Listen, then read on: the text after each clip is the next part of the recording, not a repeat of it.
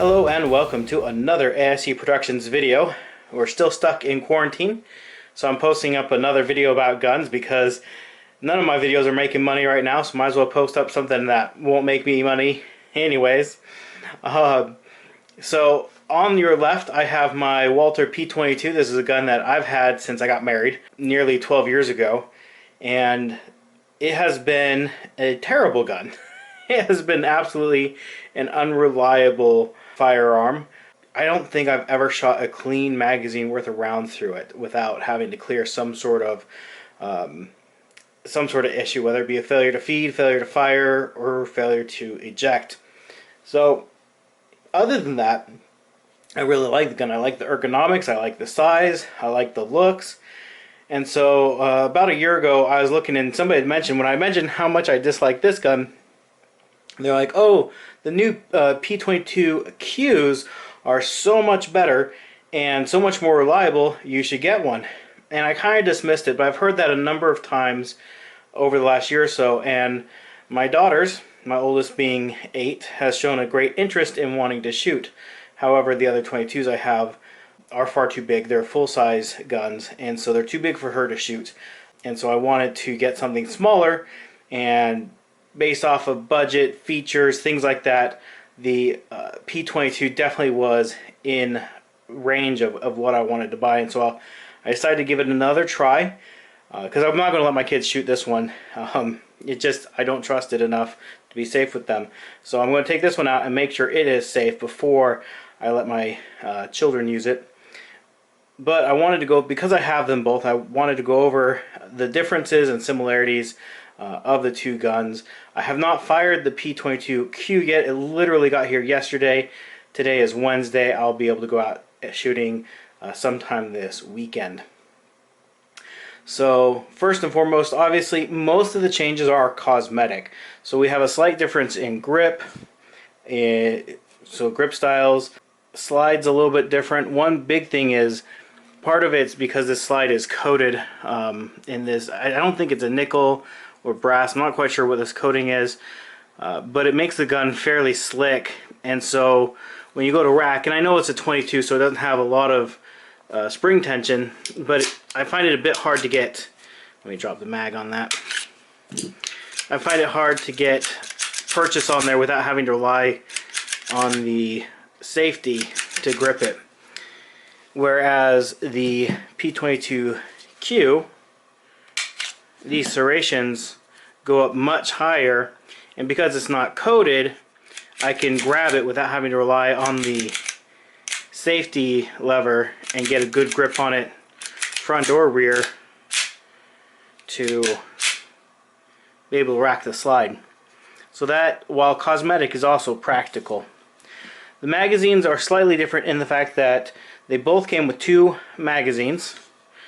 However, the older one came with one with an extended foot on there, and then more of a flat, and this one came with 2 extended. And I do prefer the extended because with them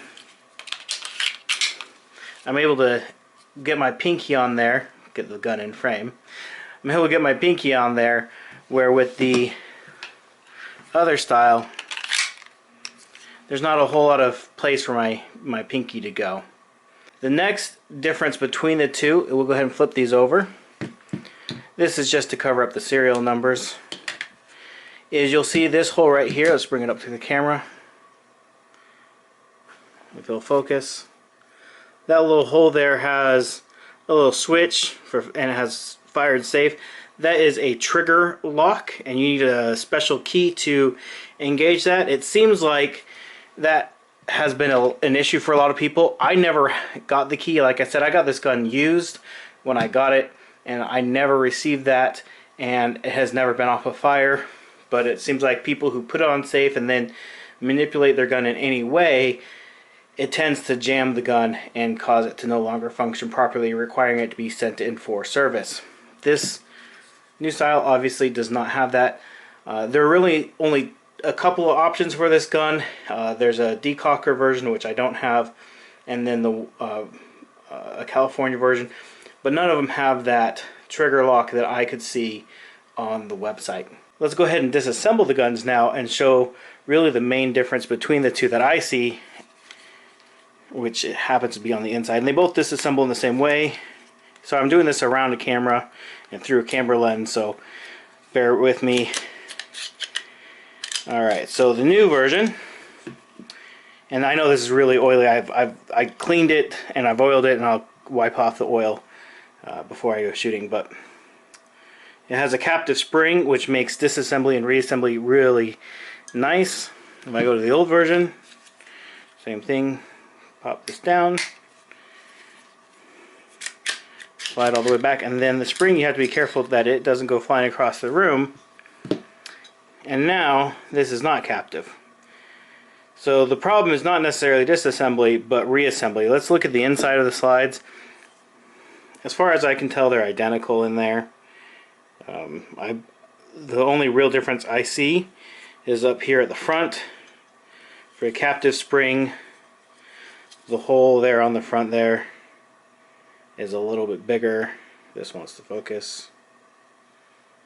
Come on, camera. There we go. The one on the right is a little bit bigger for that captive spring guide rod. Alright, but as far as assembly, the best way I've found to assemble the old one is I slide this spring down as far as I can get it. And it's not easy. It's for 22, it's got a really stiff, tight spring. I'm trying to do this around a camera, sorry. Even not around a camera, it's pretty difficult, especially after you've just cleaned it and your hands are a little greasy or oily. This is usually when I end up sending that rod flying across the room. Okay, now that I have it like that, I take this and I put it through that hole. There we go. Then I grab it and I hold it. Oh, make sure that doesn't pop back down, or back up I should say.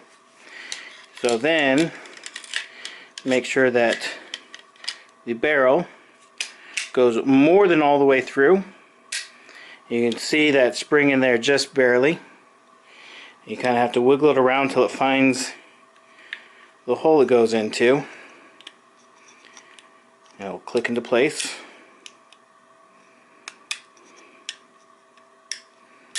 There we go. So now it's clicked into place, and the gun will assemble correctly. You can snap it back together, and we're good to go. The new one, take the capture spring, put the screw end, goes down into its retention there, and then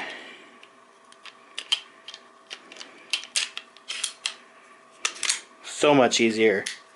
So that alone is worth the upgrade. Hopefully, as others have said, this gun is as reliable as they say it is, because if it is, I will be very happy with this gun. And well, this gun I've never been happy with because of its reliability. Anyways, that's a quick overview of the difference between the two Walthers.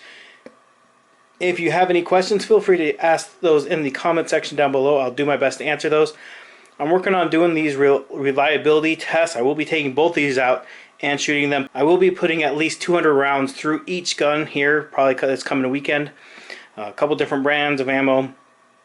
If you want to help me, ammo's expensive. Ammo's kind of hard to get right now. Again, we're in the middle of COVID. I do have some ways to support me down in the video description, and I appreciate it. That allows me to do this. These videos, these gun videos, make absolutely nothing on YouTube. So I spend my own money on this. So if you want to help me out, I appreciate it. Anyways, thank you for watching, and I hope you have an amazing day.